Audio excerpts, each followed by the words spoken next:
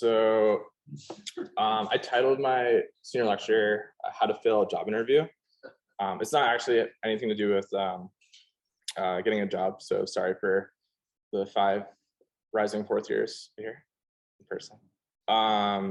But so I'm going to be talking about EBM. Hopefully I won't bore you guys. That's my dog and baby in the bottom left. So what I want to go over, so my objectives, I'll talk a little bit about, what is EBM, some of the basics, who are the people involved in research, what's like the hierarchy of research, and then I want to focus the main thing about the limitations of EBM, and then at the end talk about maybe some solutions, and then if we have time, talk about like how to get involved in research as a resident. So just starting off, so like what's the ideal goal of EBM?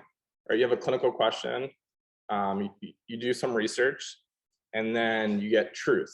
So I put truth in parentheses because that's not really what research or science is. So I use this as an example, right? What is this equation? Yeah, so it's a theorem. So I would put it out there as like, I feel like this is the most basic, closest thing to a truth in like science, but we still call it a theorem.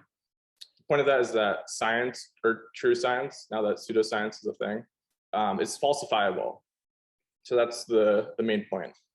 So now that we kind of give that introduction to EBM, I want to talk about the players. So this was one of our prior faculty, Breville. He was missing a layup, so that's actually one of the reasons why he left downstate. But who are the actual people involved? So do you have your patients, obviously? So I put this analogy as the pond because these are the most abundant. A lot of patients involved in trials and stuff, yet they're often overlooked and a casualty. But what do they want ideally? Is they want quality healthcare at an affordable cost, ideally. Then you have your research physicians. So these are your horse, jumping left and right to conduct the study. So they want a research job.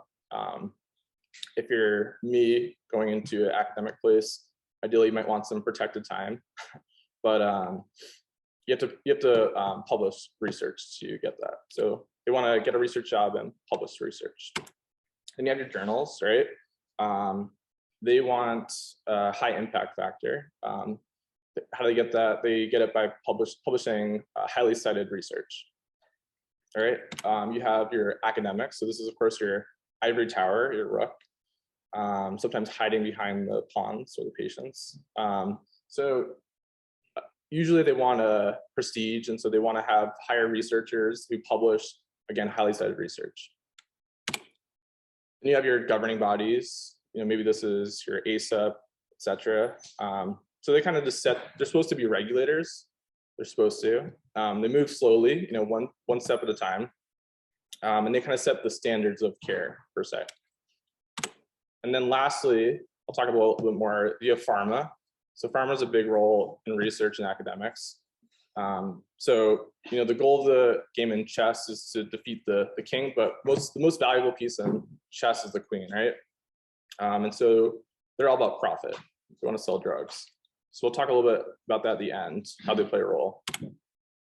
So backtracking, I'm sure you guys have seen this slide or something similar to this. So I want to talk about this just briefly. This is your pyramid. So as you go up to the top, you have your systematic reviews, or at the bottom, you have like your observational studies, etc. Just a quick note, just because you have an observational study doesn't mean it's a trash study. There's certain studies that can be done well. Likewise, you can have systematic reviews that are done poorly. So to emphasize that point, so just want a quick analogy. So I'm in the food group. So I kind of put, if you think about sausage as your systematic review. So how do you make a sausage? So you have a meat grinder. So we have some Italians in the room, or Long Island. So piccioni. So what's in your sausage? What are your ingredients? So you got some pork, right? Maybe you got some nice New Jersey veal. And then if you're in New York, you might end up getting a rat. So my analogy to this is that you kind of want to look at the ingredients of the sausage before you eat it.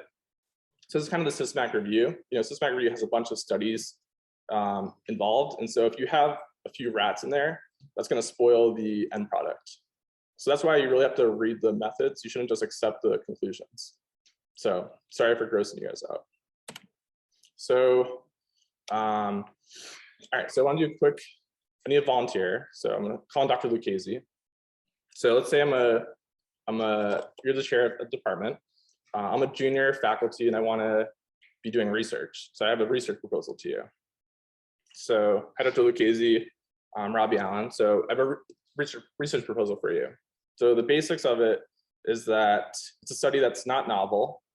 It's been published before and currently considered standard of care.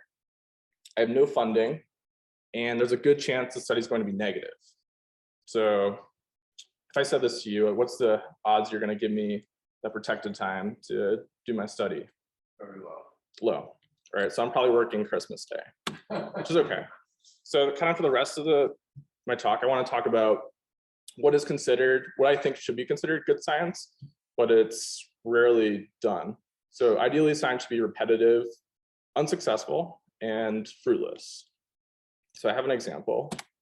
So, all right, so say you have one of your interns. It's their first day in the pod. And we're working with Dr. Silverberg. So they see, this is a patient here, this is Mr. White, a 65-year-old gentleman who comes into the ED with syncope. So the intern's doing their abdominal exam and they find a suprapubic, what they think is a pulsatile mass. So they just finished their ultrasound lecture, and so they eagerly bring the probe over there and they see what they think is this. So what is this?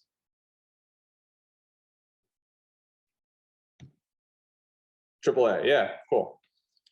So of course, you go back to present to Dr. Silverberg. So you're going through your family history, second cousin's allergies, and then you finally mention that you think you saw a ruptured AAA. So Dr. Silverberg, what are you going to do? Having the first day intern tells you that they found a AAA, are you going to call a code, whatever? Or what are you going to actually do in reality? Exactly. So Dr. Silverberg he actually gets an ultrasound. This is a theoretical example. And he sees what is this. So the point of this, what is this? It's a bladder. So the point of this is that, and I've learned this as a pre-attending, is you want to trust but verify. So I want to talk about replication, right?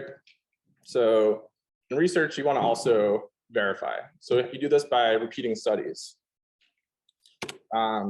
So you guys have probably seen this kind of slide before too. So this is the evidence for TPA for stroke.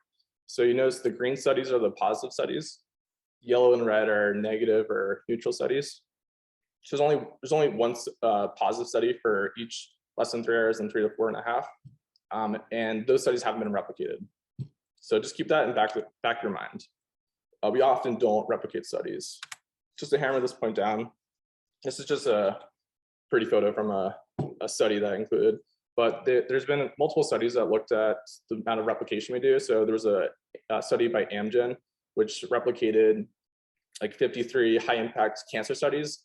And they only found 11% were verified when they redid the study. Another study in JAMA, they looked at 45 highly cited original research, and 44, less than half of them were ever replicated. So the takeaway is that we're probably not replicating studies, especially the studies that we're using clinically, which is probably not a good thing. And the last thing, if you think about like DNA replication, how do you replicate? You need the original strand, right? So you should have access to the data. So this was a study, this was a chart from a study, it's a little busy. Basically, they looked at the top 50 journals by impact factor. Sadly, EM didn't make the top 50 list. They looked at the top 10 studies from those 50 journals, so 500 studies total. And only 9% of those studies had their data publicly available. And so it's interesting because most of the journals have some kind of vague language about requiring or encouraging to make your data publicly available. but it's rarely done. And so having done systematic reviews myself, it's actually really hard if you look at a study to figure out what they did or what this data actually meant. So we should probably have the data more publicly available. And so just to wrap up this point about replication, this was a study from Nature where they surveyed 1,500 researchers, and the vast majority, like 90%, said there is a major issue. And the other 10% were paid off by pharma. So just to recap, you shouldn't look at one study in isolation. Even systematic reviews are only as good as the included studies. We should be replicating studies, but we're not. And it's often difficult to obtain the original data. So that's the first part. So I'll take a break to talk about fishing for a second. This was a photo from Lake Michigan. So who here likes to go fishing? Just raise your hand. Small group. Really, who has gone fishing? Let's start with that. All right, cool. So who catches a fish every time you put a line out? No, obviously not. So this was a video. So please. Oops. This is me and my dad. This was in off Coney Island, Brooklyn. So this is what fishing usually is. And this is me, my camera work. So you get really excited if you actually get a fish on, and then it pops off. A lot of disappointment. So my point of this is that, so thinking about this to your research, right? If you have a researcher that tells you that every time they do a study that it's positive, there's probably something fishy going on. So we'll talk about that in terms of publication bias. So there's two forms of publication bias, right? There's the pressure to produce positive studies. Again, keeping in mind that researchers in general, to keep their job, need to publish studies. And then there's also not publishing the negative studies. So again, another study, this was by Ribeiro's 2013. They looked at 600 RCTs that had their trials protocols published on clinical trials, and 50% of them were never published. So, which is kind of sad. If you think about it, you have all these subjects, the patients, the pawns, who dedicated their bodies to the study, but their results were never published. So this is, again, if they had a positive study, they weren't sitting on positive studies. So this is probably talking about there's a lot of studies that are negative that are not being published. So that's going to skew the data. Again, what is a positive study? So you guys, you've heard of 0.05. You've seen this whenever in the journal. There's nothing special about 0.05. It's kind of an arbitrary number. So there's a group in Stanford that wants to push the 0.05 to 0.005. Again, there's a lot of pushback because it's gonna be a lot less positive studies, and pharma's not gonna like that. Just keep in mind that 0.05 is not a magical number. There's nothing special about it. So this was another study published in JAMA in 2016. So they looked at 25 years worth of abstracts that were published on PubMed. So there was like 300,000 abstracts, which is crazy that some resident or med student had to go through all these studies. And so 96% of the studies had a p-value of less than 0.05, which is crazy. This is just a distribution of some of those studies. So you can see here that it's probably not a coincidence that there's so many studies that are right at 0.05, right? It's just, we'll talk about that, how you can fudge the data to look like that. So this is called p-hacking, or it's actually phishing is like another term for it, phishing trips. So there's a few ways you can skew the data to make it look positive. So you can change the primary outcome, right? So if your initial primary outcome isn't positive, you can just change it. So that's why it's important to look at clinical trials. You can also do an interim analysis, right? So you can, at a certain point, you can look at the data, and if it's positive, it's great. You can stop the study. It's less time for the researchers to do the study, and you can publish it. You can have multiple outcomes, right? So again, a fishing analogy, if you have a bunch of lines out, there's the more likelihood you're going to catch fish, right? So the more outcomes you have, it's something that Dr. Sinnert said before. the more likely you're going to have a positive outcome. And then there's selective reporting, which is again just you're not including the negative data. And then there's removing outliers. So if anyone watched the show on Hulu, The Dropout, they removed the outliers, so skews the data. So to give an example, I want to talk about the sad story of TXA. TXA was kind of this magic drug for us. This is from Trevor's blog post. It's cheap. It's supposed to stop bleeding, right? So, we have the women's study, right? This was the TXA for postpartum hemorrhage, right on topic. So again, there was no difference in the primary outcome, which was the composite outcome of mortality or hysterectomy. Yet this was an infographic published by the study. This was a disease-specific outcome. So again, the primary outcome is negative. Don't publish that, or don't emphasize that. Just emphasize the secondary outcome. And then there's the crash theory, right? This was the look in TXA for isolated head trauma. Again, the primary outcome was negative, but they looked at a subgroup analysis. I think it was GCS of 11 to 12 or something like that. And so, again, don't take too much away from secondary or subgroup analyses. And then lastly, you have the HALT-IT study. This was a TXA for GI bleeds. If you looked at it, they actually changed the primary outcome, right, from all-cause death to death from bleeding, but it was still negative. So that was just a sad example for TXA. All right, so transition. This has nothing to do with my talk, but this was me doing bench research in undergrad, which I hated. It was awful. It smells terrible, and it's so painful, so many hours. So, this is from Grey's Anatomy. So again, Grey's Anatomy is fake because these are surgical residents who are doing bench research. I don't know, we complain about our capstone project being difficult to do. I don't know how they were doing bench research. This is just a random quote from a former presidential candidate talking about money, which will be transitioning to my last theme. And then I mentioned The Dropout. So just two shows that I watched recently. They're talking about like pharmaceutical companies that were kind of skirting regulators and skewing their data at the cost of human lives. So again, are these just outliers, or is this part of a larger issue? So this was a study that I sent out when I was doing this research to you guys. This is from the BMJ.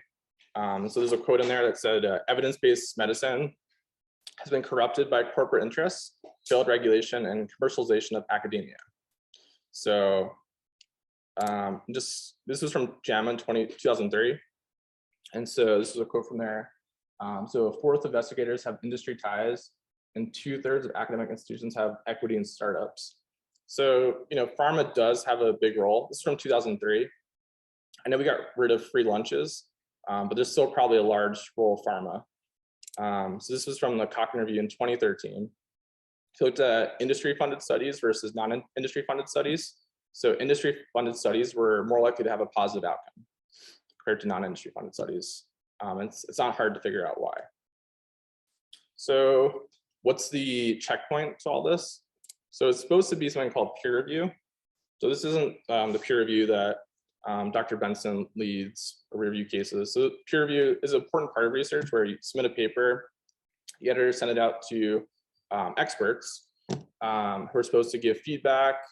They're also supposed to look at the study and see if it's crap, or if there's, these rats, or, are they skewing the data, or if it's legit. So one of the issues, I think this was brought up last week, is that there's a lot of studies being published. So Nature article said in 2014 said the number of published studies increased from 1.2 million to 2.7 million. So there's more studies being written, but there's still the same number of peer reviewers.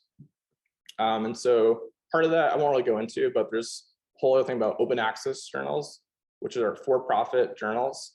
And so they are incentivized to publish studies because they get paid for each study they publish. So this was an email that I got in 2020 as a second year, or recent third year. So I was invited to be a peer reviewer which is great. It's been a cool experience, but I'm probably not the expert, quote unquote. And so it's a little bit sad is that, we have this research process, but it's being overwhelmed, and we don't have enough peer reviewers who, again, aren't paid. And so the reward you get is you put on your CV. So the end result of all this, the increased pressure to publish and the lack of quality peer review. So one thing you can look at is the retractions. So this was a study published this year in Science. So you can see, kind of ignore after 2015 because there's a delay in when retractions are done. But the number of retracted studies have been increasing. They're not all fraudulent. So I think the red is supposed to be fraud, and the other ones are just error. But just this probably points to the picture that the quality of research, especially with COVID, there's been a lot of bad COVID studies, has been diminishing. So just to recap, I kind of covered a lot. So there's a replication crisis. We're not reproducing studies. There's pressure in academia to publish or perish, which leads to publication bias. And there's also pharma. Again, pharma has a large influence, which is biasing studies. And then there's the increasing number of open access journals that are leading peer review to be overwhelmed. So what are the solutions? So being pretty negative, which is, I'm obviously done a lot of research. I'm a big proponent of EBM. So I think there are some solutions. So one thing is to try not to overinterpret one study. We should be demanding replication before changing clinical practice, which is harder to do than to say. We should be recognizing non-publication work. So we should, again, maybe academic promotion shouldn't be tied just to publication. We should be considering other aspects like peer review. Speaking of peer review, it's unpaid work. Perhaps if peer review was paid, you would get more people willing to do it, and maybe it'll be higher quality peer review. And then again, making data publicly available. And then the last thing is perhaps, if you had journals, this is kind of a hard thing to promise, but if you had journals committing to publish a study based off the methods before the study was done, not based off the results, that could decrease publication bias. So, and then kind of lastly, I want to talk about, what are ways to get involved in research as a resident. So favorite way that I used to, was Food and Journal Club. So hopefully we bring that back. But the most fun one of the most fun times I've had in residency was, reading a journal or discussing it at Sinner or Wiener's apartment and hanging out. So hopefully we bring that back. Not to do a trigger warning, but I do listen to podcasts. Not all podcasts are terrible. I'm not saying you should quote podcasts on rounds. I made that mistake. But there are a lot of good quality podcasts that talk about research. So Ken Milne, who gave us a talk, he has a podcast called Skeptic's Guide to Emergency Medicine. So I've got a lot of these ideas from this talk from him. There's also, tons of writing opportunities. So obviously we have the blog. So I want to thank, Dr. Sinner, Dr. Zatabchi, for, giving us the opportunity to write for the NNT and get involved in research. I gotta give a shout out to Dr. D'Souza, my mentor. So I kind of took, Silverberg said in conference a couple weeks ago that early on you should just, if someone gives you opportunity, you should run with it. And so I kind of went with that. And so Dr. D'Souza has challenged me to write a lot. And so my wife may not appreciate all the time I spent doing research, but it has been a good experience. And then also, you can seek outside opportunities. So EMRA is a great resource. So I got to do a grant review for through EMRA with the Emergency Medicine Foundation. And so I just look for outside opportunities as well. So I just want to wrap up by thanking my residency family, which I think we probably go down with the most fertile class in downstate history, if we're not remembered for anything else. And then this is my non-work family. And then these are my references.